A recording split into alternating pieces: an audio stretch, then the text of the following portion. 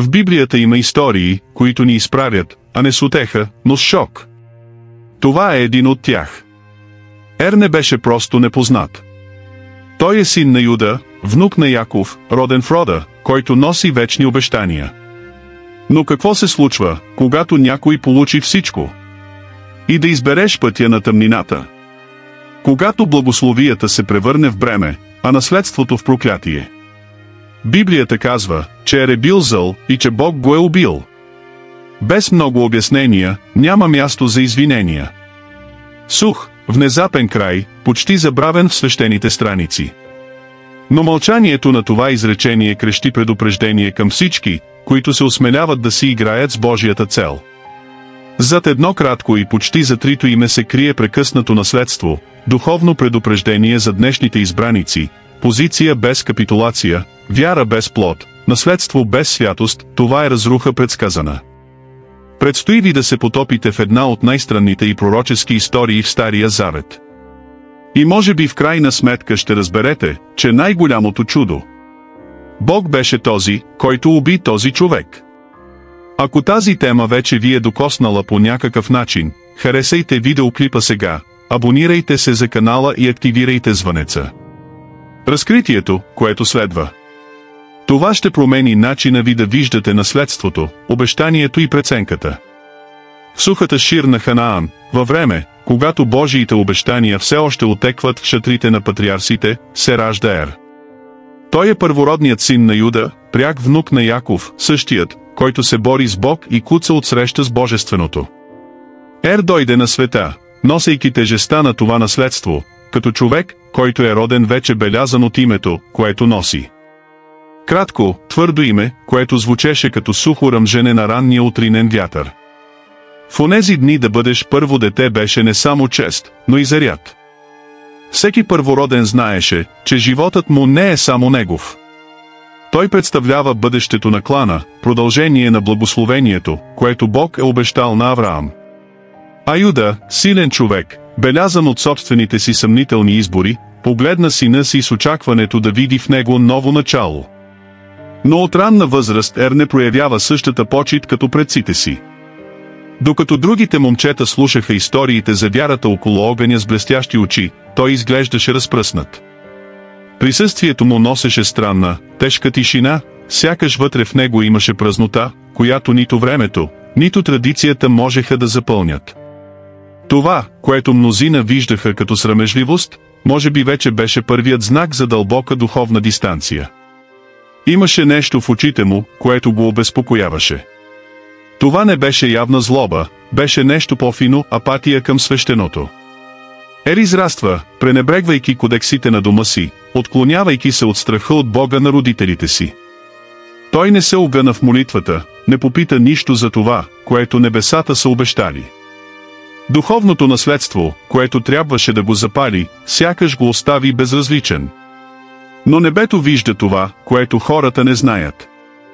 Докато семейството подхранваше надежди, божественият поглед виждаше какво се случва в дълбините на душата на първородното, отхвърлено от собствената си съдба. Сякаш тронът на обещанието беше там, пред него, и въпреки това той избра да обърне гръб. Това, което трябва да бъде чест, тя се превърна в руини в процес на изграждане. И така, момчето, което се роди в рамките на обещанието, започна да се дистанцира от целта. И когато родословието е замърсено от скрито неподчинение, присъдата не отнема много време, за да се прояви. Раждането на Ер беше не само началото на един живот. Това беше началото на пророческо предупреждение, което щеше да отекне поколенията. Времето минавало и докато момчетата в лагера тичали, играли и учили пътищата на вярата от родителите си, Ер останал далеч. Сякаш беше там, но не му беше мястото. Стъпките му нямаха радост, погледът му не търсеше посока, а думите му рядко като дъжд в пустинята. Той израснал като сегашно тяло, но с отсъстваща душа. Мълчанието на Ер не беше мълчанието на мъдростта. Беше някакво шумно отсъствие, което притесняваше дори без думи. Когато някой говореше за Бог, той отвръщаше поглед. Когато кланът се събрал да се моли, той си тръгнал. И когато името на Джейкъб беше запомнено като човекът, който се бореше с Бог, Ер просто стискаше устни, сякаш слушаше история, която не го засягаше. Имаше нещо мрачно в навиците на момчето. Прекарваше много време сам и когато беше с другите, изглеждаше, че повече наблюдава, отколкото участва. Нямаше съпричастност, нямаше радост в жестовете му.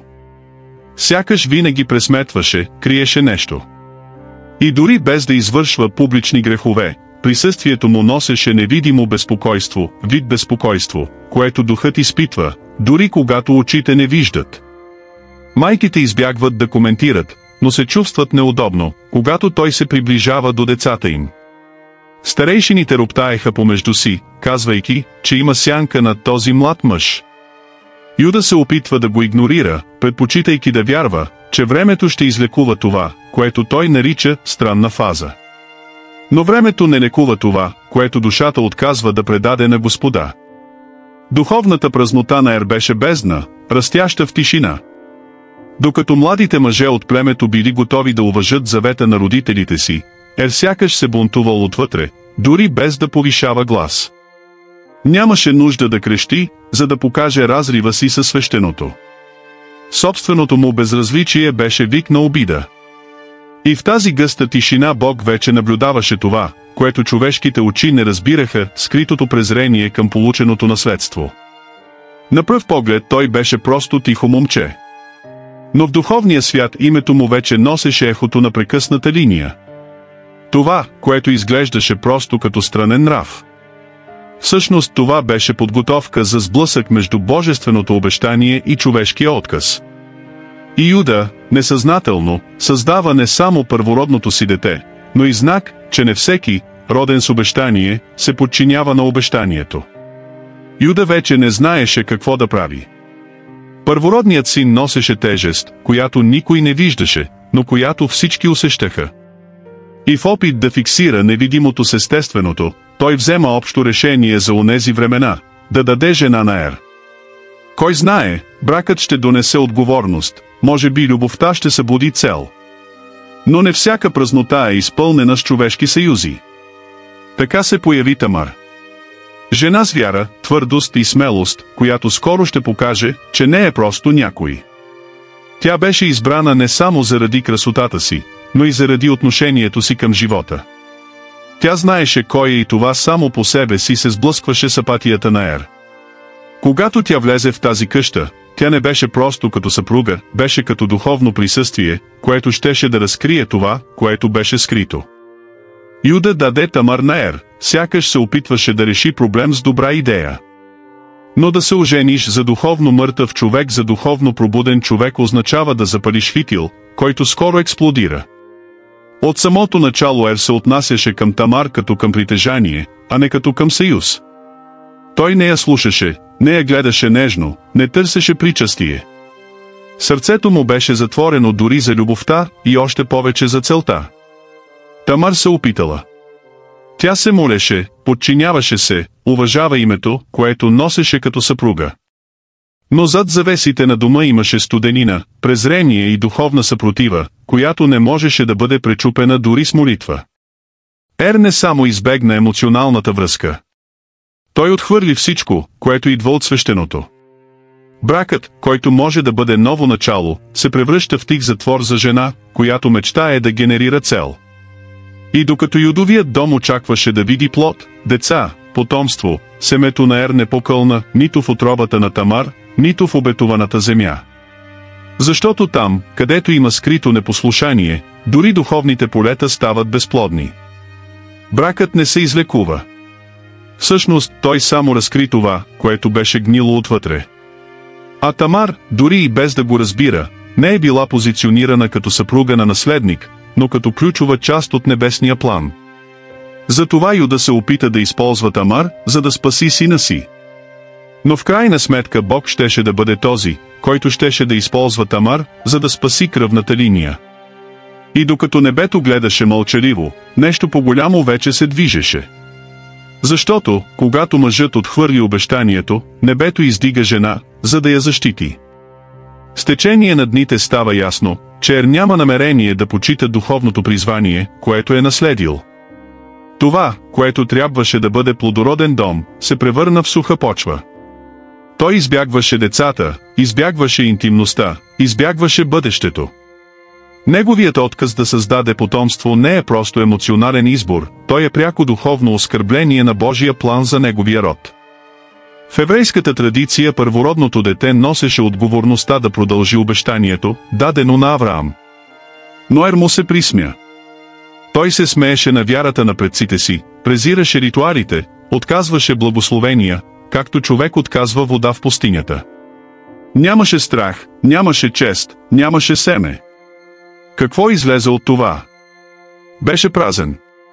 И тази празнота не беше само физическа, тя беше пророческа.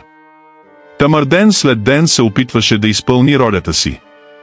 Молеше се мълчаливо, плачеше тайно.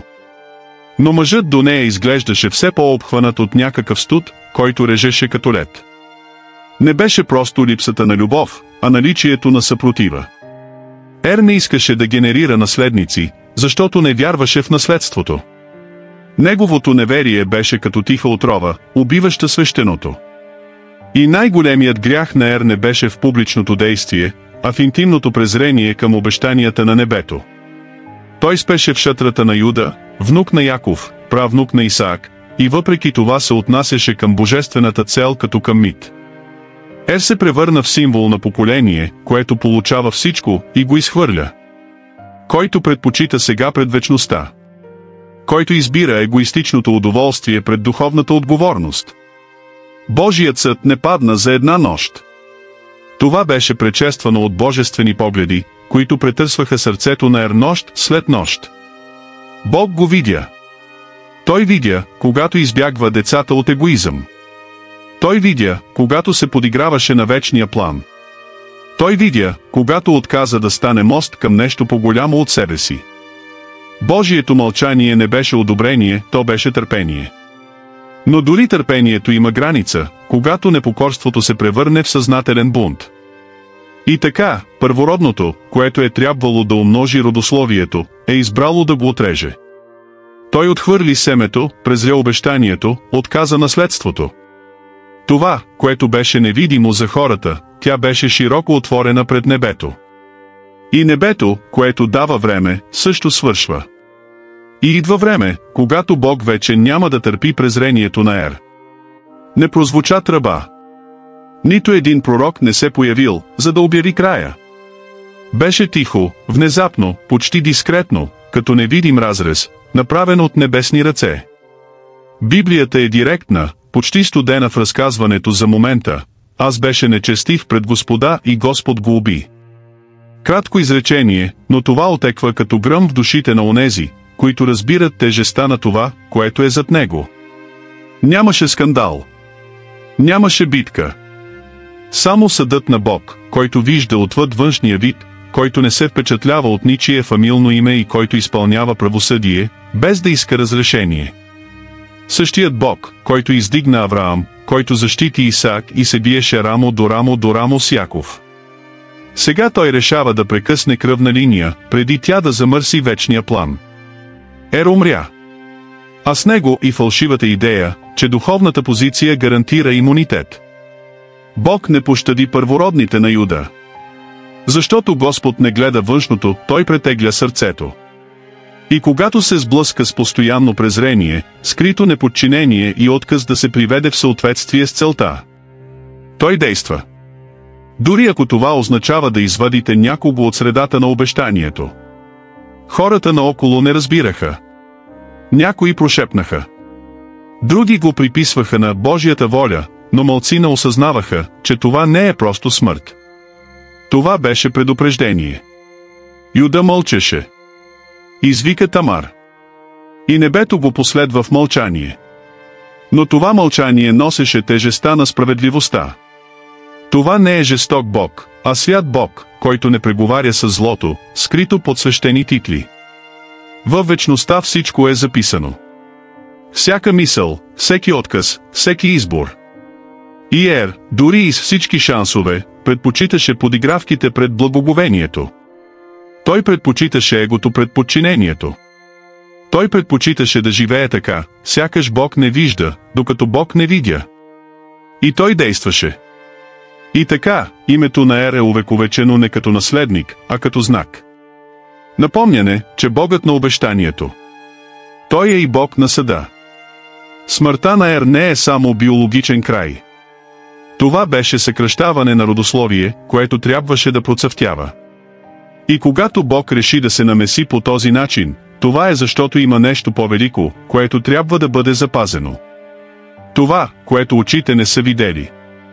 Небето вече беше решило. Защото там, където има нарушен завет, ще има и последствия.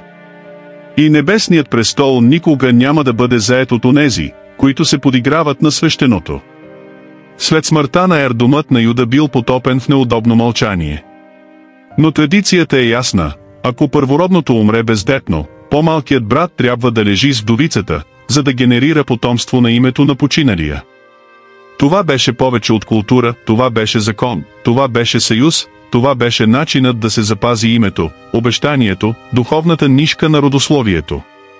И сега тази нишка беше в ръцете на Онан. Външно Онан прие задължението. Той кимна, легна с Тамар, сякаш се подчиняваше. Но сърцето му беше далеч от целта. Той се преструва, че изпълнява мисията, но насаме саботира плана. Той разля семето на земята, нарочно, за да не генерира живот. Онан искаше да изглежда праведен в очите на хората, докато се бунтуваше срещу Божиите очи. Грехът на Онан бил порочен, защото се скрил под привидността на послушание.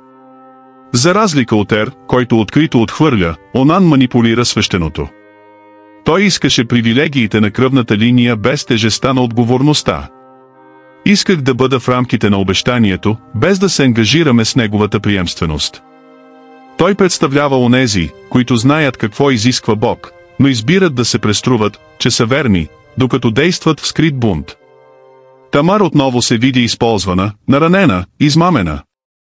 Сякаш отровата й кратко носеше тежестта на цел, която мъжете около нея презираха. И Бог, който беше съдил Ер, нямаше да пренебрегне тази нова обида. Защото няма нищо по-опасно от сърце, което се преструва, че се подчинява, но саботира божествения план в мълчание. Онан не просто презирал закона, той презирал Бога, който е написал този закон.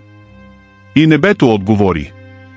Както беше направил Сер, Бог видя, Бог претегли, Бог действаше. И Онан, който изглежда изпълняваше ролята си, попадна под същата присъда.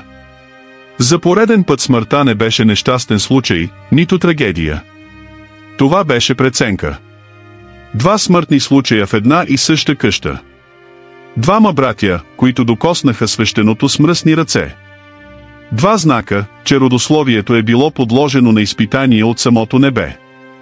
При Ер перверзията беше видима. С Онан това беше прикрито. Но и в двете същността беше една и съща – безчестие. И когато семето на обещанието се третира с презрение, Бог премахва всеки, който е необходим, за да защити това, което идва след това. Защото неговият план е повелик от всяко име, включително и вашата. Не отне много време. След Ер, сега Онан. Отново внезапна смърт. Отново изречение от невидимото. И Библията не мълчи, това, което направи Онан, беше зло пред Господа, затова Господ уби и него. Два поредни смъртни случая.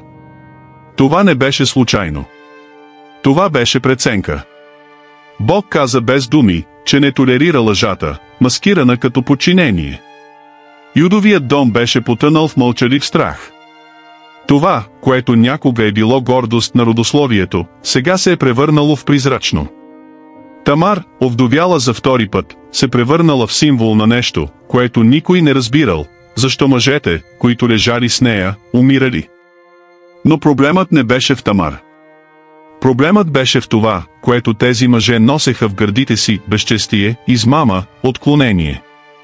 Онан, подобно на брат си, имаше шанс да се нареди. Той имал възможността да продължи божествения план. Но той предпочиташе да манипулира. А това, в Божиите очи, е по-опасно от отричането му. Защото небето реагира силно, когато някой докосне това, което е свято, преструвайки се, че е в завет. Онан имаше време. Той имаше избор. И той избра да се преструва, така че краят дойде без милост. Юда, който сега е баща на 2 мъртви, се оказва притиснат въгъла. Гласът от миналото му напомняше за собствените му грешки, за това, когато продаде брат си, за това, когато излъга баща си. Сега той беше този, който вкуси горчивия вкус на загубата и осъждането. Но това, което не знаеше, беше, че тази поредица от смъртни случаи не беше краят на историята. Това беше подготовката за ново начало, което щеше да дойде по невероятен път. Междувременно Тамар беше гледана със страх, сякаш тя беше виновна за случилото се. Но в духовния свят тя беше полето, където обещанието се опитваше да процъфтява, и мъжете я саботираха. Небето беше във война и всяка смърт беше хирургически разрез от Бог, прочистващ кръвната линия, за да защити това, което предстоеше. Защото, когато коренът се замърси, е необходимо да го отрежете, преди плодът да се роди изгнил. 2 братя. 2 стерилни семена. 2 съдебни решения. А сега тишина, потежка от всякога. Защото, когато Бог убие 2 мъже в една и съща къща, целият духовен свят спира да обръща внимание. Какво ще последва? Това завинаги ще промени историята на обещанието. Смъртта на Ер дойде като шок. На Онан, мълчалив скандал. И сега останал само един син, Села.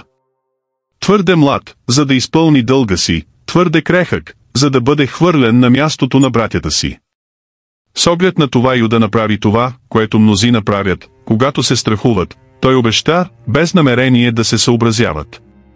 Той казал на Тамар, че когато Шела порасне, тя ще го приеме за свой съпруг. Но вътре той вече беше решил да не го предава. Юда видя Тамар като заплаха. 2 от децата й кратко са починали, след като са се присъединили към нея. И въпреки че не знаел, че присъдата е заради греховете им, той започнал да гледа вдовицата с подозрение. Това, което той не видя, беше, че Тамар не беше проклятие, тя беше почвата, където небето искаше да посади непрекъснатостта на обещанието. Но в слепотата си Юда прави това, което мнозина правят, обвинява инструмента, който Бог се опитва да използва. Тамар се върнала в дома на баща си, облечена в траур, носейки повече от тъмни дрехи. Тя носеше болката от чакането, тежестта на несправедливостта и раната на забравата. Юда никога не изпрати Шела. Той никога не и кратко се обадил. Той даде празни обещания и изчезна от отговорност. И в тишината на дните Тамар стана невидима в очите на хората, но не и в очите на Бога. Всяка сутрин тя се обличаше с достоинство.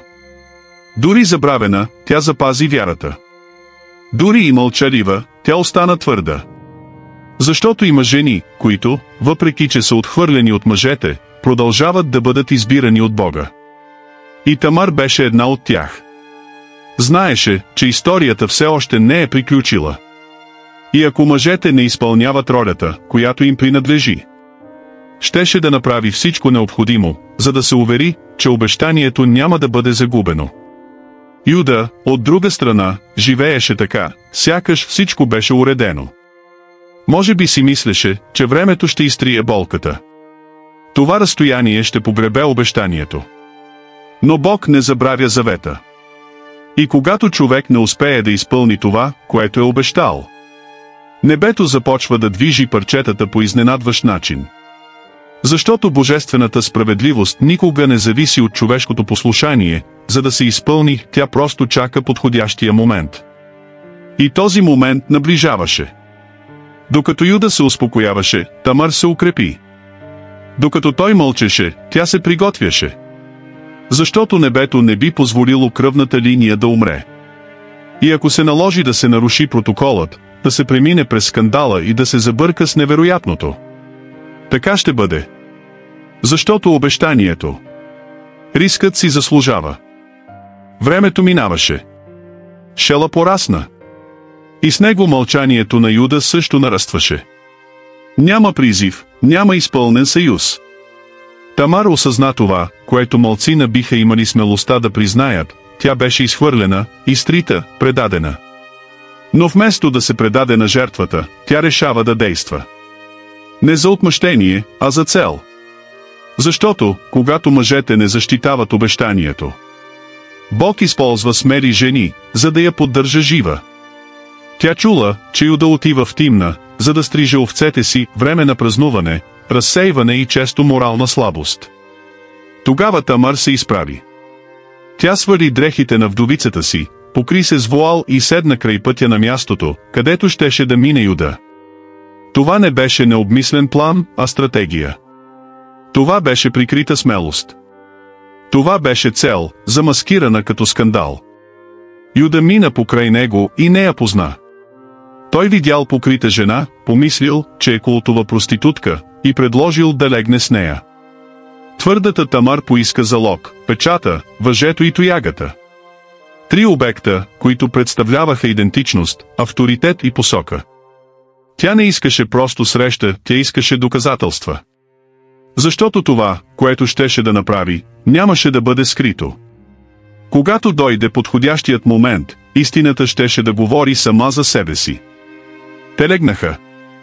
И тази неочаквана среща, той се роди семе.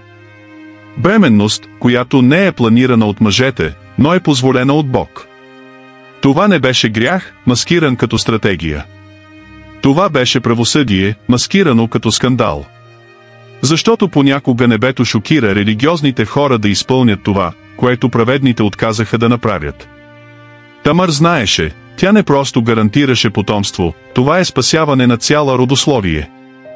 След това тя се върна в дома си, мълчаливо. Той не потърси Юда. Той не поиска обяснения. Той просто чакаше. Той чакаше да развие в нея това, което другите се страхуваха да генерират. Той чакаше времето на откровението. Защото тези, които действат с вяра, не трябва да доказват нищо веднага, просто пазете доказателствата, докато Бог каже, сега. И това време идваше. Коремът растеше. Слуховете се разпространяват. А скандалът беше на път да се превърне в разкрита праведност. Новината се разпространи като сух огън в слама. Тамар е бременна. Казаха мъжете с учудване. Тя, забравената вдовица, сега носеше дете в утробата си, без съпруг, без обяснение. А Юда, като чу това, се възпламени от негодование. Подобно на мнозина, които грешат и след това се преструват на праведни, той извика, доведете я. Изгори се жив. Сякаш собственото му лицемерие не е в центъра на този скандал. Но Тамар не се разклати. Тя не изкреща. Той не проси. Той просто протегна ръка и показа това, което беше запазил, печата, въжето и тоягата. Бащата на детето е мъжът, на когото принадлежат тези предмети. Времето спря. Хората затаиха дъх. Юда призна, и той дойде на себе си. Лъжата му, бездействието му, страхливостта му, всичко това сега беше пред хората и пред небето. Тя е по-праведна от мен, призна Джуда. И с тази фраза нещо се счупи в духовния свят. Това не беше просто човек, който призна грешката. Това беше родословието, което беше възстановено от истината. Тамар, презираната, беше възвишена. Скандалът се превърна в семе. Отровата, която хората обвиняваха, беше избрал Бог.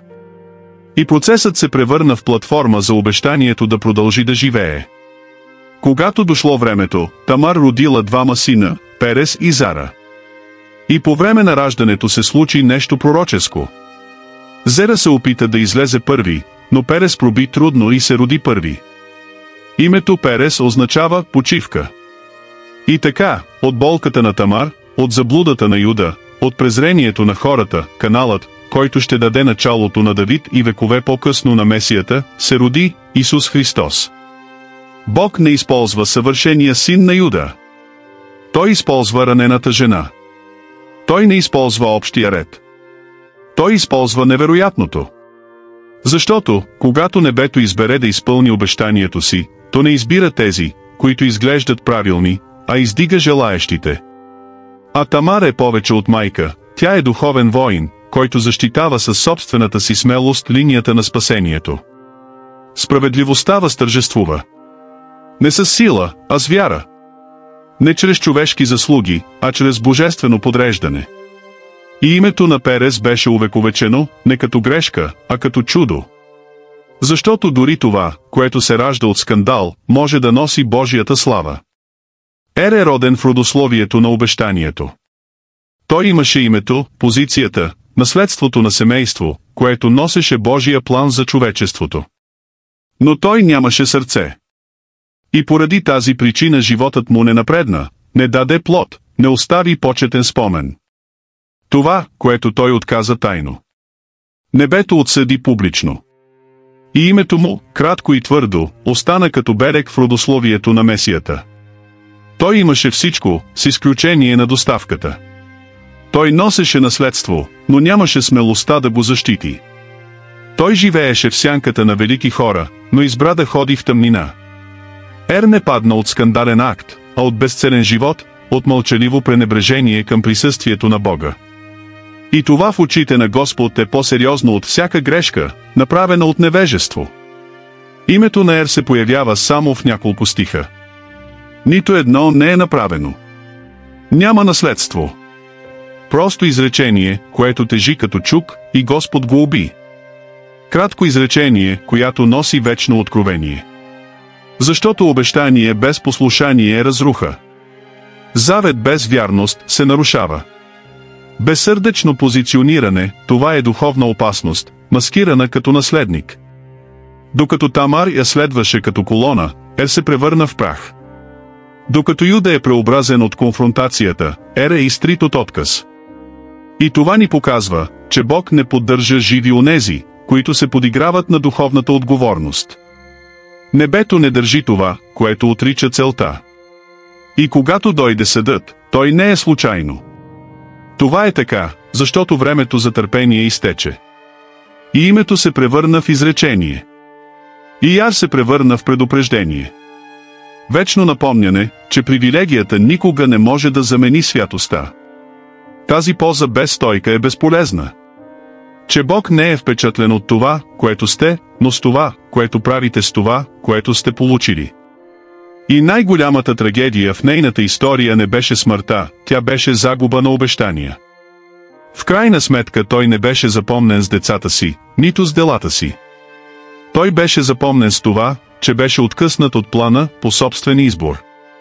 Нека името на Ер ни накара да треперим, да се замислим и да се върнем към олтара. Защото, когато Бог дава обещание, той също така следи как го носите. Историята на Ер е кратка, но посланието му е дълбоко. Той ни напомня, че не всяко призвание е изпълнено, не защото Бог се проваля, а защото има сърца, които избират да се съпротивляват. Бог не е убил Ер по прищевка. Той го премахна, защото имаше обещание, и презрението на един човек не би попречило на вечния план да бъде осъществен. Небето продължава да търси желаещи сърца. Хора, които, дори ранени като Тамар, остават твърди. Които, дори забравени от хората, остават в съответствие с небесата. Защото Бог не гради волята си върху външния вид, а върху основите на послушание, вяра и страх. Може би имате обещание. Може би сте наследник на нещо голямо, но се чувствате сякаш сте притиснати между тежестта на миналото и провалите на настоящето. Помнете, че не е достатъчно да се родите в обещанието, трябва да ходите в него. Какво правите с това, което Бог ви е дал, определя дали ще бъдете част от поздрава или име ще бъде затъмнено в полетата на историята. Не позволявайте на живота ви да бъде като този на Ер, запомнен само като предупреждение. Нека нейното наследство бъде като това на Тамар, вярно, смело и използвано от Бог, дори когато всичко изглежда изгубено. Защото небесната цел е по-голяма от всяко отхвърляне и тези, които стоят твърдо, ще бъдат включени, дори когато другите се откажат. Нека тази история ви накара да размислите. Това ви разтърсва отвътре. И ако Бог ви е говорил чрез това видео, коментирайте тук, избирам да почитам това, което Бог ми е поверил. И разбира се, харесвайте, споделяйте и се абонирайте за канала, за да продължите да получавате съобщения, които активират, конфронтират и събуждат духа ви за това, което прави небето.